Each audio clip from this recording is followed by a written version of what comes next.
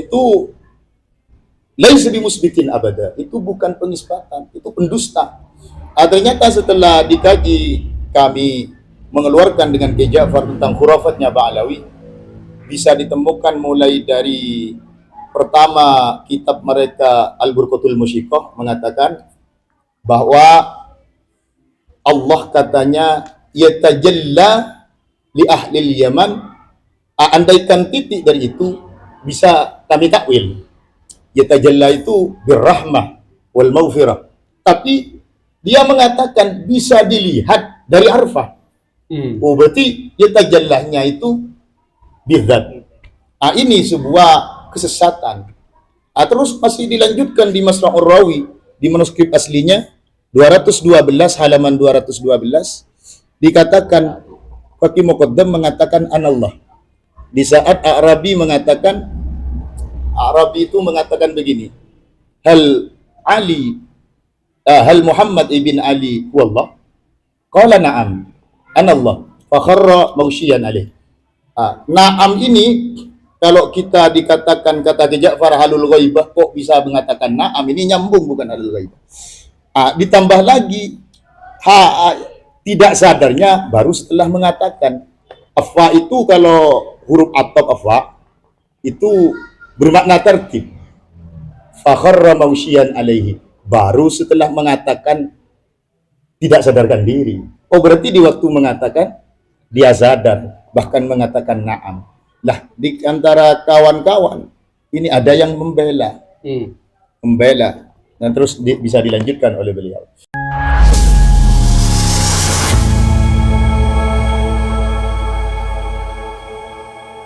Assalamualaikum warahmatullahi wabarakatuh. Waalaikumsalam. Bismillah walhamdulillah wassalatu wassalamu ala rasulillah wa ala alihi wa ashabihi wa man wala wala haula wala quwwata illa billah. Amma ba'd. Para subscriber, para follower, pecinta channel Kompes Abu Samsudin Batampar, dan seluruh pemirsa dimanapun kalian berada, semoga hari kalian semua menyenangkan. Alhamdulillah, di sore yang indah dan sejuk ini kami silaturahim pada kediaman beliau Ki Soleh di Pondok Pesantren Raudatul Tullab Hiangan Robetal, dalam rangka konsolidasi pencerahan di dalam menghadapi polemik nasab dengan ilmiah. Alhamdulillah, saudara ini masih saudara dari keturunan Durriyah Syarif Husin Banyu Sangkah melalui blog Ujuk Karangamuk, dan beliau Ki Syafi'i juga. Dan di sebelah saya ini adalah Ki Hayatullah Mubarak, pengasuh Pondok Pesantren Darussalam Ketapang Barat. Punten Barat. Di sini ya tidak asing lagi, sebelahnya ke Abdul Malik Syafuri, musuhnya Wafi. Nah, di sebelahnya lagi ini Lora Ajmal bin Juwaini bin Ki Alawi Muhammad Karongan. Beliau juga penggerak Sapang, bukan cuma silaturahim, tapi penggerak Sapang, insyaallah. Nah, di sebelahnya ini Ki Mu'in Soleh, urusan kuburan. Jadi musuhnya Lutfi bin Yahya. Di sebelahnya Ki Maskur dari Karangamuk ke Gunung. Terus ini tokoh lapangan, ya, Laskar Dulkirah. Alhamdulillah, teman-teman, kita menelusuri Pantura agar Madura Raya ini segera mendapatkan pencerahan untuk menghadapi polemik nasab ini dengan secara ilmiah. Baik, narasumber kita ini sekarang mulai dari Abdul Walid Syafuri untuk memberi disclaimer tentang pertemuan kita di sore yang indah ini. Monggo, Ki Galib. Assalamualaikum warahmatullahi wabarakatuh. Waalaikumsalam. Alhamdulillah wassalatu wassalamu ala Rasulillah wa ala alihi wa sahbihi wa man wala wa ba'du. Semua saudara-saudara yang berkumpul di sini, kami selain memberikan sosialisasi tentang pengertian nasab, keabsahan sebuah nasab yang berhubungan dengan baginda Kanjeng Nabi Muhammad SAW, yang mana Imam Malik telah memberikan kode agar supaya orang-orang yang mengaku nasab secara batil, kita harus berusaha mempublikasikan bahwa nasab itu batil. Itu hukumnya wajib. Terus kita harus punya ghirah juga, sebagaimana yang telah disampaikan oleh Imam Ibnu Hajar Al-Haytami, ayyakuna lahu ghirah. Kita harus punya kecemburuan sosial kepada orang-orang yang mengaku nasab mulia bersambung kepada baginda Nabi. Di samping itu, kami ingin bersilaturahmi bersama untuk menyatukan dzurriyyah daripada Wali Songo. Lepas Wali Songo ini keturunan Nabi, bukan, kami tidak ada urusan. Kami ingin menyatukan saudara-saudara kami di bawah keturunan Wali Songo yang 9, insya Allah, dengan partisipasi dari saudara-saudara kami ini. Semoga Madura ini tidak lupa tentang kakek moyangnya, leluhurnya, bukan malah mendukung leluhur orang lain, tapi seyogyanya mendukung leluhurnya sendiri. Begitu, terima kasih. Kalimatain. Mohon Soleh. Assalamualaikum warahmatullahi wabarakatuh. Waalaikumsalam. Kami alhamdulillah dapat berkumpul di sini bersama saudara-saudara kami, terutama di Trah Sayyid Husin Sangka. Maksud dan tujuan kami berkumpul di sini tidak lain terkecuali ingin merajut kembali Trah Sayyid Husin, terutama umumnya dari kalangan keturunan Wali Songo, untuk menyongsong kembali, silaturahim kembali, untuk merajut kembali dari perpecahan-perpecahan, baik dari segi pemahaman nasab, perpecahan dalam masalah apa istilahnya antara pro tidak pro-nya mengenai polemik nasab yang ada sekarang ini. Jadi kita ingin merajut kembali agar supaya bersama-sama bangga atas leluhurnya dan tidak bangga terhadap leluhurnya orang lain. Itu tujuan pertama. Yang kedua, agar supaya kita sebagai Trah Wali Songo, keturunan Wali Songo, terutama di Trah keturunan Sayyid Husin Banyusangka ini, agar supaya dapat silaturahim bukan untuk bangga-banggaan. Terus yang terakhir, maksud dari kami silaturahim dengan saudara-saudara dari berbagai dzurriyyah daripada Sayyid Husin untuk saling akur, damai, dan sehingga menghadirkan rasa satu hati, satu jiwa, merasa satu darah, bahwasanya kita ini satu darah, satu hati, satu leluhur. Itu. Ini sekian dari kami untuk sementara. Terima kasih. Wassalamualaikum warahmatullahi wabarakatuh. Dari tuan rumah. Tuan rumah. Iya. Ayo. Dari tuan rumah. Bismillahirrahmanirrahim. Assalamualaikum warahmatullahi wabarakatuh. Pertama kami ucapkan banyak terima kasih kepada semua dzurriyyah dari Sayyid Husin yang terus terang kami sangat bangga sekali dengan adanya polemik ini. Polemik nasab ini dapat kita ambil manfaat yang sangat besar sekali, yang mana dulunya kita nggak kenal dengan saudara-saudara kami, bisa babi polemik nasab, maka kita bisa bersilaturahmi, bersambung. Sangat setuju kalau kita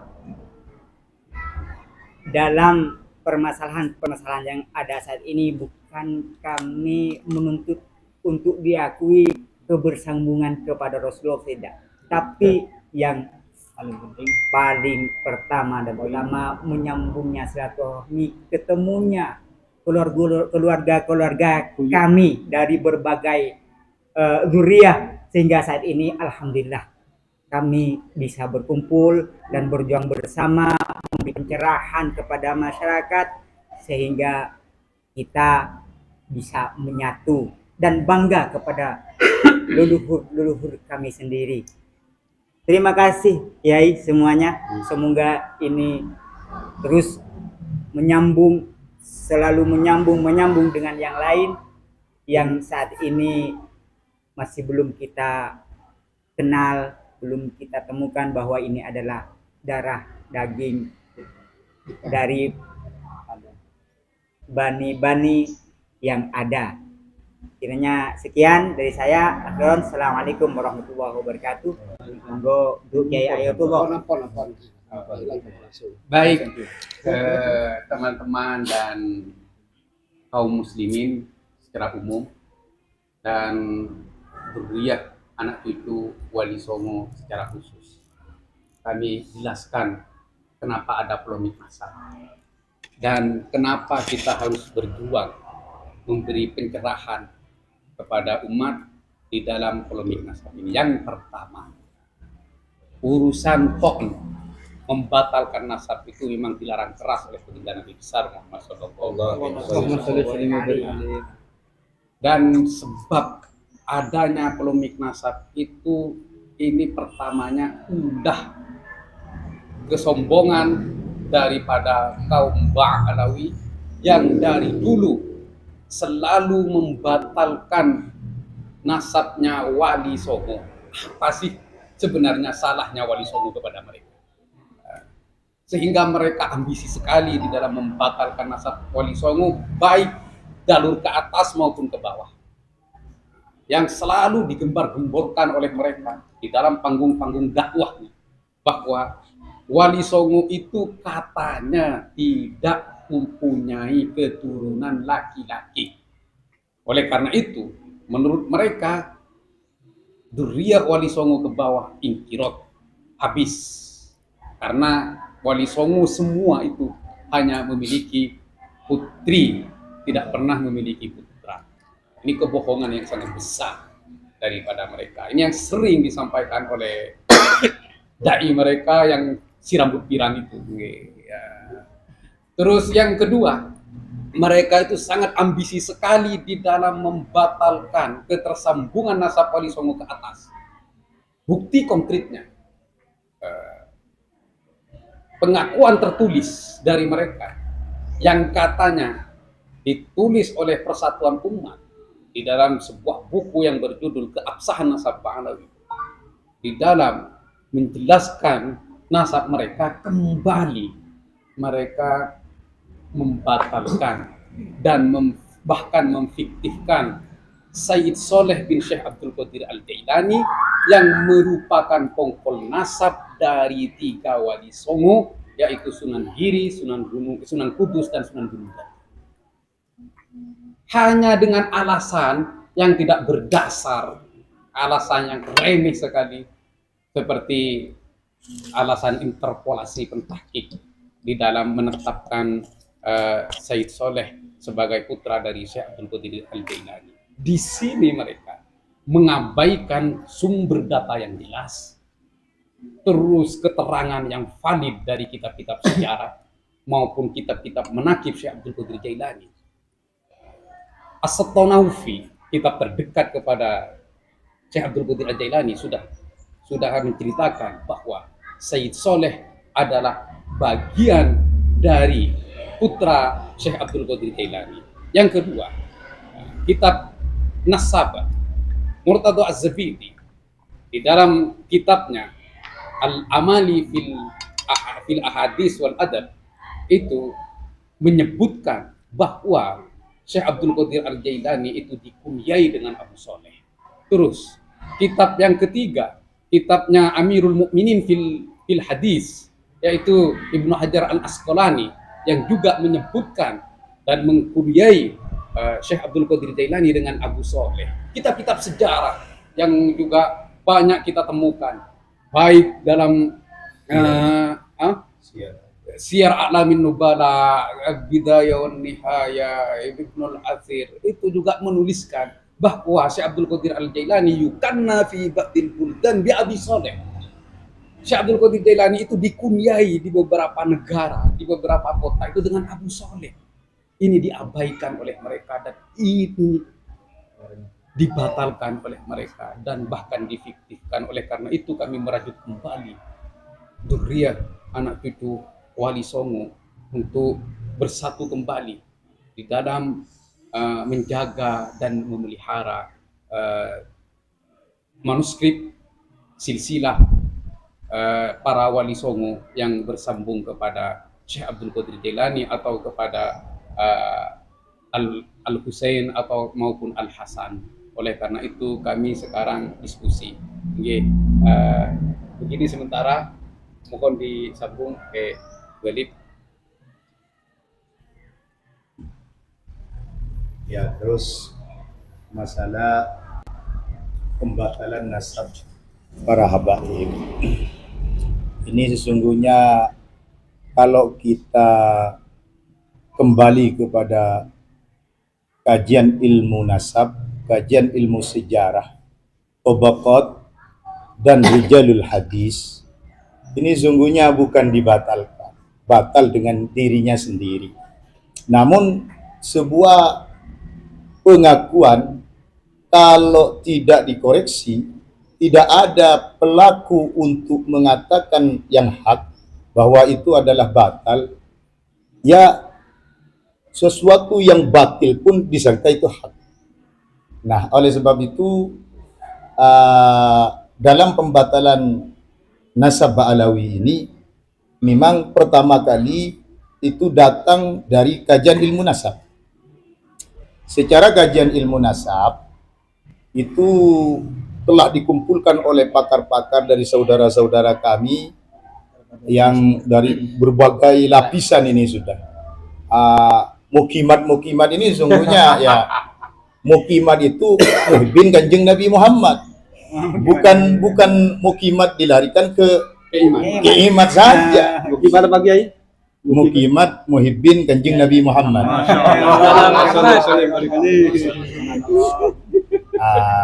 Maka ditelitilah, ada seorang tokoh yang dijadikan sebuah pongkol nasab mereka itu namanya Ubaid. Ubaid ini dianggap bin Ahmad Al-Muhajir, yang mana Al-Muhajir ini sungguhnya adalah gelarnya pertama kali Al-Abah dan An-Nafad. Kapan Ahmad Al-Abah ini digelari Al-Muhajir? Di abad 12. Sebelumnya nggak ada. Gelar Al-Muhajir itu nggak ada. Terus setelah diadakan investigasi mulai dari kitab nasab, kitab sejarah dan semacamnya, ternyata kita temukan data bahwa pertama kali yang memproklamasikan nasabnya Ba'alawi ini adalah jelas-jelas Ali bin Abi Bakar As-Sakran. Kita bisa melihat di Tasbitul Fuad di halaman 1560 juz 3 karya dari Ahmad Al-Hasawi. Dia mengatakan pertama kali beliau adalah murid langsung dari Al-Haddad, murid andalannya. Berarti ini kabarnya dari Al-Haddad. Mengatakan bahwa yang namanya Ali As-Sakran inilah yang mengaku pertama kali nasabnya bersambung kepada Kanjeng Rasul lewat Syekh Ahmad Al-Abah. Nah, setelah ditelusuri ternyata ini bukan data dari kakek moyangnya. Buktinya di Al-Burqa Al-Musiqah di halaman 150 dijelaskan hakadha huwa huna Ubaid wa huwa al-ma'ruf inda ahli Hadramaut. Adakah Ahmad punya anak Ubaid ma'ruf di kalangan Hadramaut? Kita kaji. Di Hadramaut itu yang terkenal ada tabaqat fuqaha il Yaman. Di sana tidak ada tokoh Ba'alawi satupun. Ada seorang raja yang sudah menguasai dataran-dataran di antara Yaman. Itu dari dinasti Ar-Rusuli punya kitab namanya Turfatul Ashab. Ternyata juga tidak kenal dengan tokoh-tokoh Ba'alawi yang namanya Ubaid yang dicantolkan kepada Sayyid Ahmad Al-Abah, Alwi yang katanya putra Ubaid, Muhammad putra Alwi, Alwi putra Muhammad, bahkan Muhammad Ali Khalid Qassam. Bahkan mereka bisa berdusta bahwa yang namanya Ali Khalid Qassam itu katanya adalah orang yang di saat membaca tahiyat dia mengatakan Assalamualaikum ayuhan Nabi wa rahmatullah wa barakatuh. Kakek moyangnya yang namanya Ali Khalid Qassam ini dijawab oleh baginda di waktu sholat mengatakan wa alaikassalam ya Syekh. Setelah ditelusuri di Tarikhul Janadi, ternyata Ali ini orang yang ada di kisaran abad 7 akhir atau abad 8. Sedangkan yang namanya Ali Khalid Qassam yang dicatat oleh mereka itu abad 6. Dan wafatnya di Tarim. Ternyata Ali yang mengatakan at-tahiyyah assalamualaikum ayuhan nabi yang dijawab oleh Nabi, ternyata wafatnya di Taiz.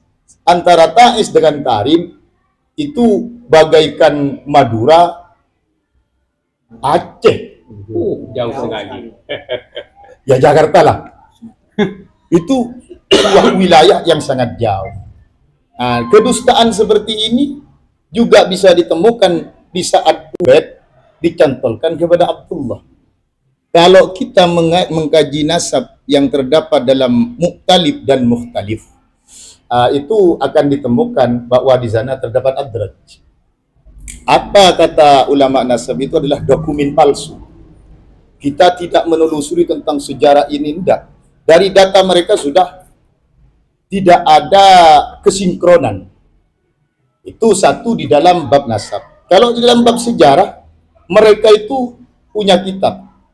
Mulai dari yang namanya Al-Burqatul Musyiqah, Masyra'ur Rawi, Syarhul Aidiyah, sampai kitab terakhir di abad 14 namanya Ya Syamsul Zahirah.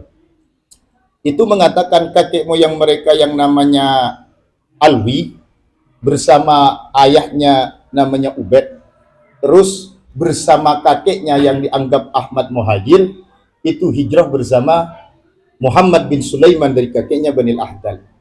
Ternyata ulama sepakat bahwa yang namanya Muhammad bin Sulaiman dari kakeknya Banil Ahdal itu di waktu hijrah dari Irak itu tahun 540-an. Berarti di abad 6. Sedangkan Ahmad Al-Abah yang juga gelarnya An-Nafat itu sudah wafat di awal abad 4. Mana mungkin itu kakek mereka? Itu secara sejarah. Ini saya bicara tentang dokumen yang mereka punya. Bukan dokumen lain. Kalau dokumen lain memang fiktif. Tidak usah dicari. Ini paduan antara dokumen mereka sendiri yang telah tertera dalam kitab-kitabnya mereka. Terus kalau kita pakai Syiar A'lamin Nubala, kitabnya Imam Az-Zahabi bisa dilihat di jilid 3 halaman 4. Juga seorang nasabah yang bernama Sulaiman At-Turbani mengatakan apabila nasab itu datang dari seseorang yang banyak dongengnya, khurafat-khurafat, dan itu bisa dilihat di cuplikannya di Rasail fi Ilmil Ansab. Itu laisa bimusbitin abada, itu bukan penisbatan, itu pendusta. Ternyata setelah dikaji, kami mengeluarkan dengan Kiai Ja'far tentang khurafatnya Ba'alawi, bisa ditemukan mulai dari pertama kitab mereka Al-Burqatul Musyiqah mengatakan bahwa Allah katanya yatajalla li ahlil Yaman. Andaikan titik dari itu bisa kami takwil, yatajalla itu birrahmah wal maghfirah, tapi dia mengatakan bisa dilihat dari arfah. Oh, berarti yatajallahnya itu bidzat. Ini sebuah kesesatan. Terus masih dilanjutkan di Masra'ur Rawi di manuskrip aslinya 212 halaman 212 dikatakan Fakih Muqaddam mengatakan anallah. Di saat Arabi itu mengatakan begini, hal Muhammad ibn Ali wallah? Qala na'am anallah fa kharra maghsyian alaih. Na'am ini kalau kita dikatakan kata Ja'far halul ghaibah, kok bisa mengatakan na'am, ini nyambung bukan halul ghaibah. Ditambah lagi tidak sadarnya baru setelah mengatakan. Afa itu kalau huruf atop afa itu bermakna tertib. Fakharra maghsyian alaihi, baru setelah mengatakan tidak sadarkan diri. Oh, berarti di waktu mengatakan dia sadar, bahkan mengatakan na'am. Lah, di antara kawan-kawan ini ada yang membela. Dan terus bisa dilanjutkan oleh beliau.